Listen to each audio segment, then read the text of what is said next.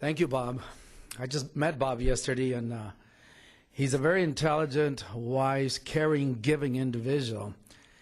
And I think that's why they named a building after him here in Grand Rapids. So thank you very, very much. And good morning, ladies and gentlemen. Buenos días todos. Y muchísimas gracias por su bienvenida. Thank you very much for your gracious welcome. I am very, very pleased to be here. But Bob and ladies and gentlemen, I need to tell you folks that my claim to fame really is that I raised 3 teenagers all at the same time, and I'm alive to talk about it.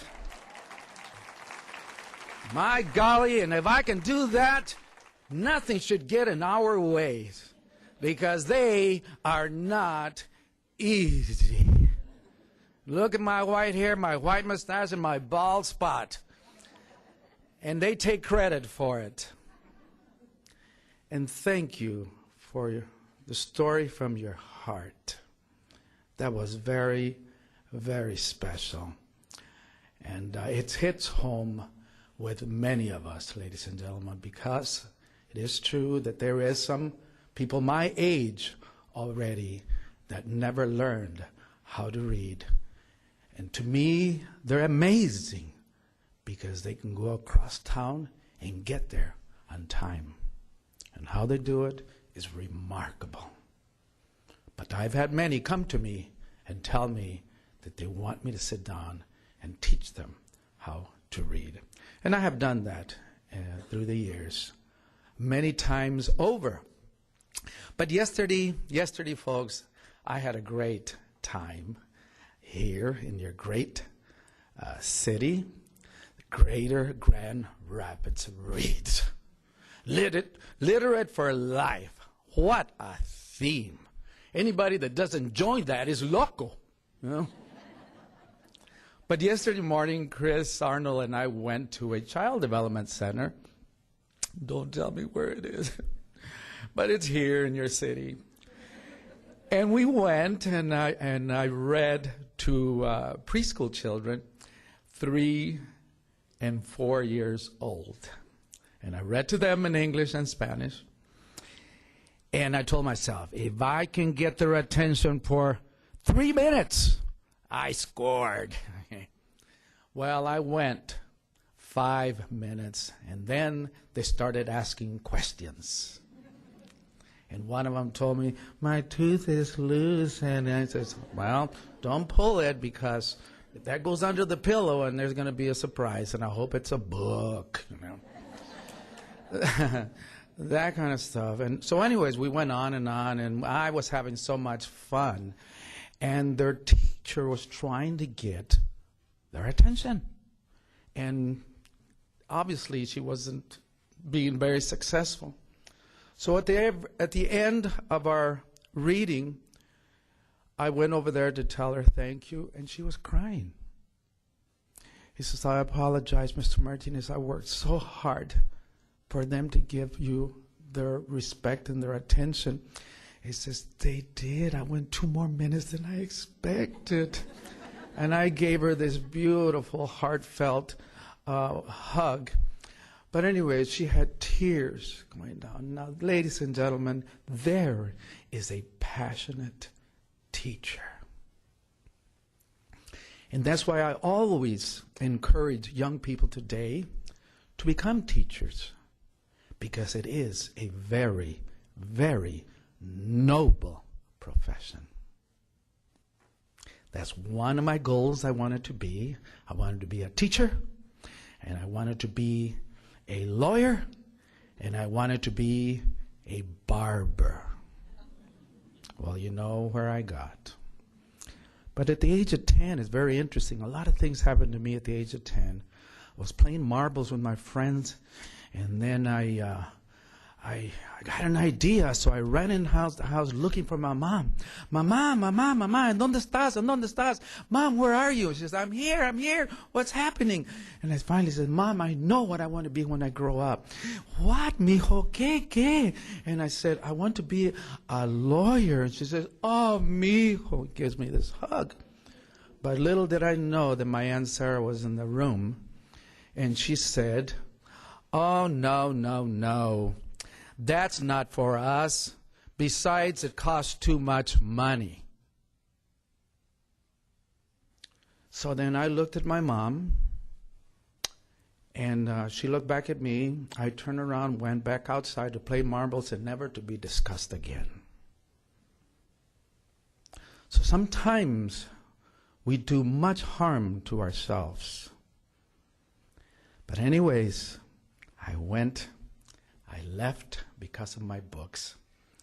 And I went on to Long Beach, California, because I wanted to see what an ocean looked like. After reading Reader's Digest and National Geographic, I had never seen the ocean. And coming from a small copper mining town where the smokestacks throw that sulfur smoke 24 hours a day, you never even saw the clouds, much less a blue sky. I wanted to go there, and when I got to Long Beach, there was a most beautiful ocean with the blues and the greens and the pinks and the reds and the silvers. And I looked at the sky, and it was blue. I took off my shoes, and I buried them in the sand, and I said, "Mom, I'm sorry, but I'm staying here." And a few months later, I did enter barber college. So I have been a professional barber now for 47 years. It's been very, very good to me because it did send my three children to college. So, and then in 1993, I got that crazy idea of opening up a bookstore. And everybody thought I was crazy, but I did it anyways because I listened to my heart. And, well, you know where we're at now. But anyways, folks, my first language was Spanish, and my second language was English. With my three children, their first language was English and their second Spanish. And now with my great-grandchild, who is 3 years old, his first language is Spanish, and his second language is English. So it took 3 generations to turn it around.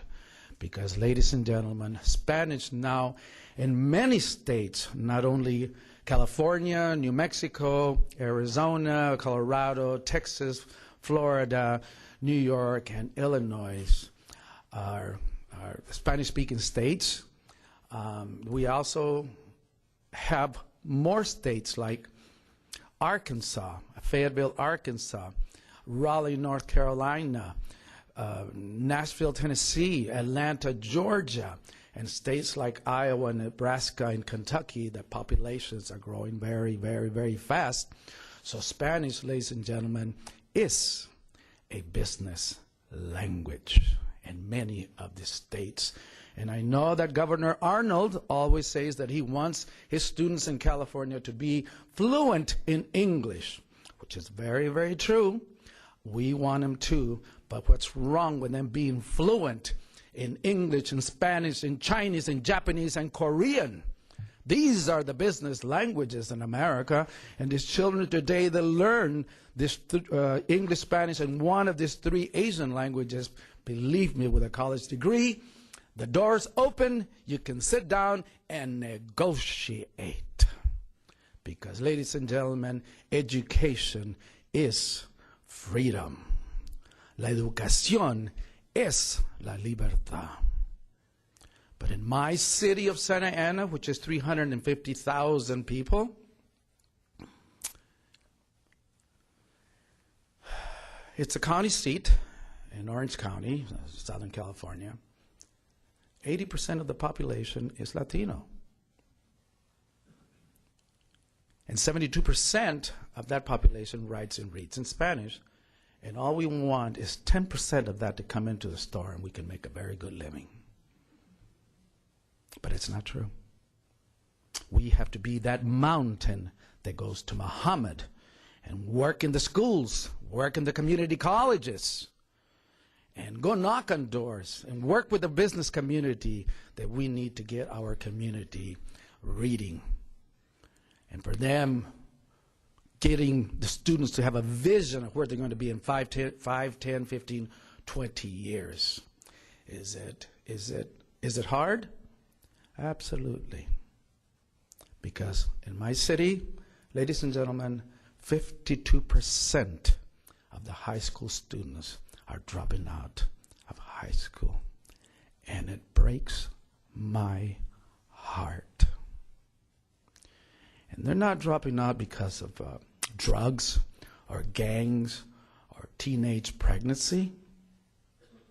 Many of them are dropping out because they're bored. So one day, this mother comes into the bookstore and tells me, Senor Martinez, do you have a minute? I would like to talk to you. And I says, yes, of course. He says, my son is thinking of dropping out of school. I said, oh, no. I said, why? Well, he sees me and my husband work very hard. We work 3-4 jobs. And he wants to quit to help. He says, would you talk to him? We are sacrificing everything for him to stay in high school.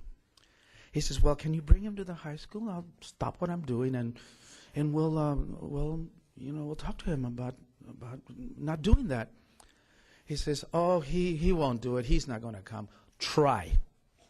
You do that, and I promise you that I will stop everything and I will talk to him. She says, okay. Well, 2 weeks later, here she comes with her son, a sophomore, and he comes in like this. And she introduced me to him, and I said, and they came at the busiest time of the day. Because on Wednesdays is when I cook for my employees. I have a kitchen in the children's bookstore, and that's the day. And they look forward to it. They look forward to my fideo and my frijoles de la olla and the hot sauces and all that thing, and the warm tortillas. So I said, you know, I'm going to cook for my employees. Would you like to come and help me? And he goes, yeah. So anyways, we walked next door, and I started, chopping up the onions and the garlic and, put the olive oil in there and just started browning the onions and the garlic. And then I cracked and he was just standing there looking at me, and I had the beans going because I started cooking them early in the morning. So then I says, here's some tortillas, warm them up. And so he threw them on there, and he was warming up. He says, how do I turn them? I said, use your fingers, turn them around, burn yourself a little bit, I told him. So anyways, when we were done, we went back. He helped me carry everything back to my employees to the other bookstore. And then the employees took turns eating because somebody has to take care of the store and the customers. So I told them, sit down and have something to eat. By that time, the mother had left.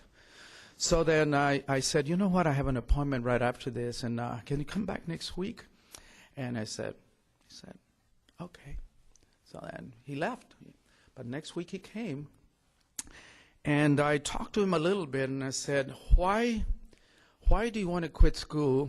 Why do you want to work hard instead of working smart? He says, I want to help my mom and my dad. They work very hard, and I want to help them pay the expenses. And I said, what is it that you want to do? You have younger brothers and sisters. If you quit school, they're going to want to do the same thing. You are already their big older brother. And he said, you have to stay in school. And he said, and we just sat there. We didn't say anything for a minute. And then he said, can you teach me how to cook? I said, absolutely. I'll teach you how to cook a 10-minute nutritional meal in less than 10 minutes so you can cook for your younger brothers and sisters because your mom and your dad are always working. So he came by and he helped me, and sure enough, we kept him in school, which was very, very important, a teenager. So he decided he was now cooking for our employees, cooking for me. When he was a junior and a senior, we got him some scholarships, and he went to Cal State Fullerton and graduated with honors. And he also took an entrepreneur school about marketing and the whole thing. So now, ladies and gentlemen, that was, I forgot to tell you that one of the requirements was that he had to purchase a book, read it, and give me a book report. So I told him, it says, go next door and choose a book, but pay for it. So he did. And I feel that if they pay for it, they're going to read it. So he comes back 10 minutes later, and he's got a book in a bag, and I said, let me see what you chose. And it was The Alchemist by Paulo Coelho. And that book is about a fable about following your dreams. So after he read it, he came to the report, and we started the cooking classes. And then, well, that story on, he went on and graduated. And now he's a business person. He's brought in some investors, and he's opening a restaurant, a big restaurant where he is going to be the chef. Okay. So that was a few years ago, and now, ladies and gentlemen, when one door closes, another opens, because our business has declined. It has come down, and I think we all know the reasons for it. Now everybody is selling books in Spanish. You name it. Costco, Target, Walmart, and even Home Depot are selling my books. And today we go shopping for conveniences, because at Target, in the California stores, you can buy everything for every room of the house, for every person living in that house, from furniture, groceries, fresh milk, eggs, books galore, children's books, everything. So a lot of those customers that used to come to our store are buying everything at these four companies that I've mentioned. So now what do? Our marketing plan, we had our marketing plan every 5 years, but now we change it every year just to keep the doors open. So my advisors told me that I should close the children's bookstore. And the only one in the United States that sells 80% of the children's books in Spanish. So there goes the story times, there goes the kids. I wasn't making a profit. So then I remembered my little friend that went on to college. And he was buying a restaurant. He's a chef now. So we decided to turn the children's bookstore into a 501(c), which is a nonprofit. And we put a board of directors together, and they named it Ruben Martinez LEAP, which stands for Literature Enrichment Achievement Plus. And what we're going to be doing there is after school, Saturdays and Sundays, because 1 mile radius around the bookstore, there is 14,000 children from the ages of 6 to 12, and they don't have anything to do after school, Saturdays and Sundays. So we started to do it. We're not only teaching children, adults, tutoring in English and Spanish, we're also having art classes now. Art classes, and we're teaching basic computer courses to learn how to read and write, but we're also teaching how to play the guitar, the violin, and the piano. And ladies and gentlemen, we're running out of space. So I came up with the idea of teaching teenagers how to cook. And we've been doing it for a while now, and I'm associated with Univision, one of the most watched television networks out there, because I do have a children's morning program, El Club de los Libritos, the Little Books Club, where in live, I recommend and read children's books to parents and teachers to read out loud to their children. So I was mentioning them about the cooking classes. So Univision comes down and televised the teenagers cooking. And then a few days later, Channel 7, their ABC or NBC affiliate, came down and did the same thing. So we were getting calls from all over the state of California. So that is what we're doing now, folks. And that was a risk and a chance that we took, but also that young boy that took a chance and a risk on learning how to cook by reading and then writing their goals down to make a difference in this world, because he has been very, very good, very respectful, and is making a difference in this world, okay? So one day, Arte Moreno, who is the owner of the Los Angeles Rams, I guess he heard about the cooking classes. So he called, and his office called, and he wanted to know how he could help. And I said, well, just the support is good enough. But my assistant, my general manager of stores heard the conversation, and she said, tell them to pay a year's rent. And then they heard it, and they says, what else can we do? He says, well, after we graduate 100 of these teenagers of these cooking classes, you can send Vladimir Guerrero, come on over and teach these guys how to hit a home run for life.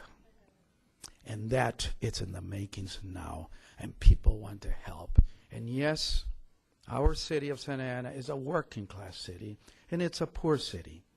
And where we open up our bookstores is in poor cities. And they always are asking us, why are you opening bookstores in poor cities? He says, because we have to. That's why. So that's where we're at, serving the poor communities. And but you know what? I'm running out of time. I'm out of the bookstores a lot. I do a lot of traveling, and that helps because that helps pay the bills to keep the doors open. And that's why I'm very, very grateful to be here, ladies and gentlemen, because this is my second time here to your great, great city. And I really, really enjoy it because I've met such great, great people. And yesterday, after the little school, we met for lunch. Okay, we had President Dr. Juan Olivares. Susan, who Mr. Olivares has to be everywhere at the same time, and that's what you get for being president. But also there was the mayor's wife, Susan. And what a remarkable lady. That lady gets it. She really wants this city to prosper and to become educated and for people to work and help each other. So, folks, if you want something done, ask a man. But if you want it done right, always go to a woman. Sorry, gentlemen, but that's the way it is. And, you know, but the statistics out there are not very good, ladies and gentlemen, because in the state of California,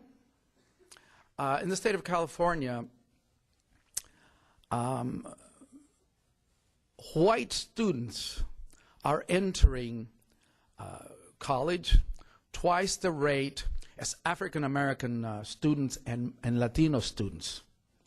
That is happening. But the Asian students are entering college twice the rate as their white counterparts.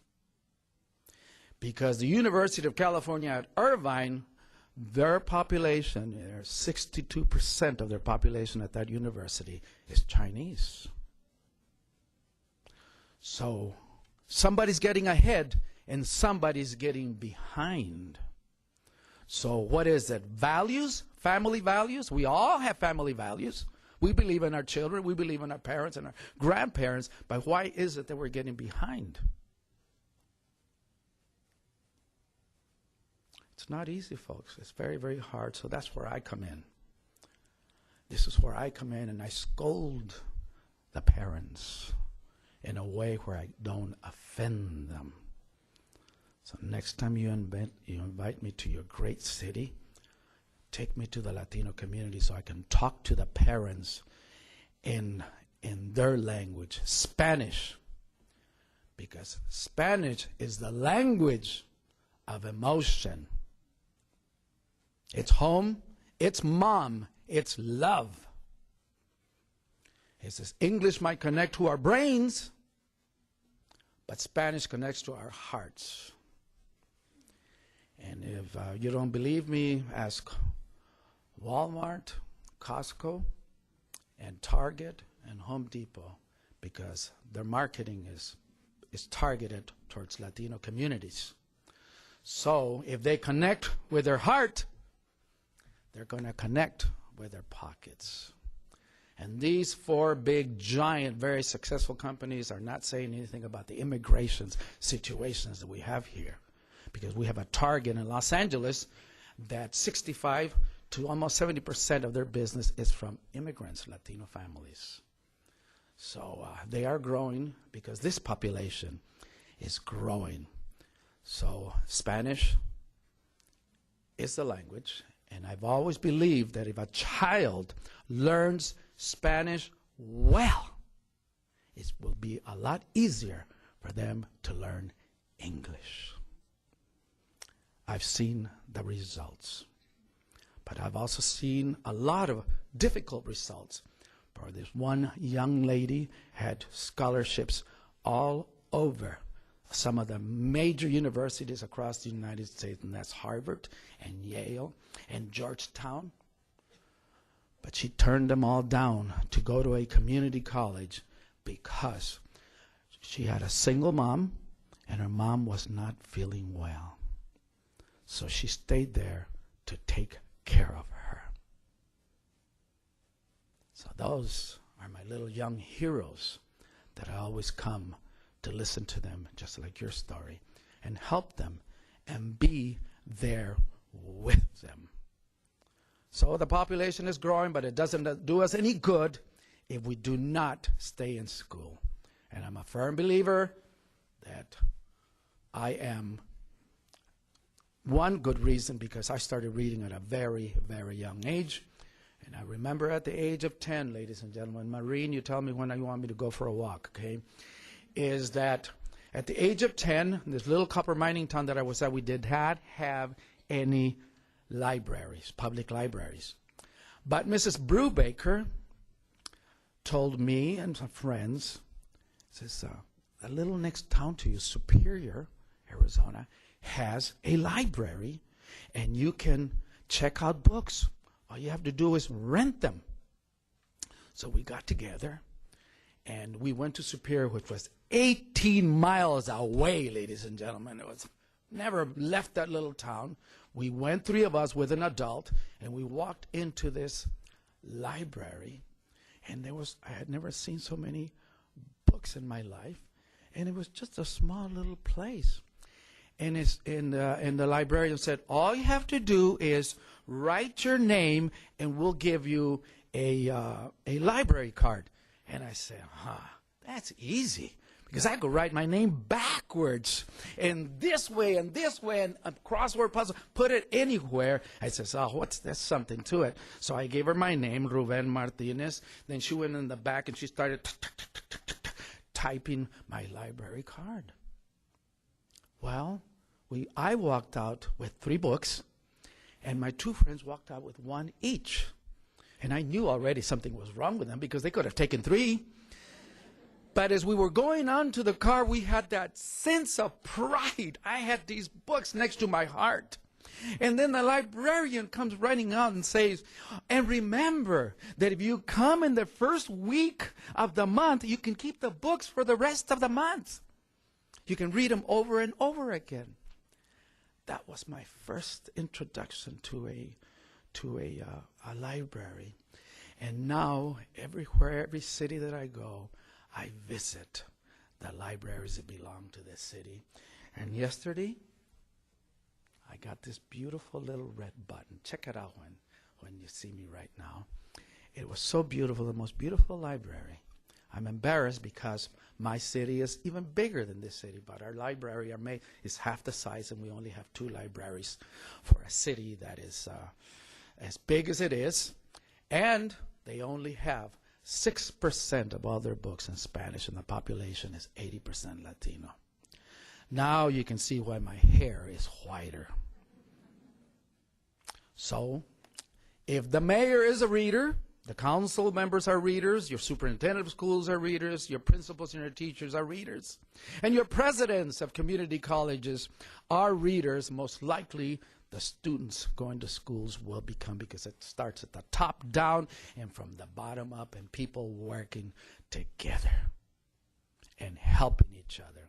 Because this 21st century, ladies and gentlemen, is the century of languages and cultures. And we're seeing it happen. So we need to continue to work together and sit down and read out loud to these children and tell their parents that there's more words in a book than the language that you use at home. 50% more words if you just start reading out loud to them. So today, parents need to listen to their children so we can listen to them. And visit the schools and talk to the teachers and tell them, what is it that my child needs? Because readers become great mathematicians with time. Okay, so ladies and gentlemen, I am very honored to be here and share with you some stories. I forgot 3 that I was going to share with you, but I ran out of time. And but that's the way it is, you know. So this is a good world, and we only go through it once. So why not make a difference? Thank you, and God bless you. And arriba y adelante.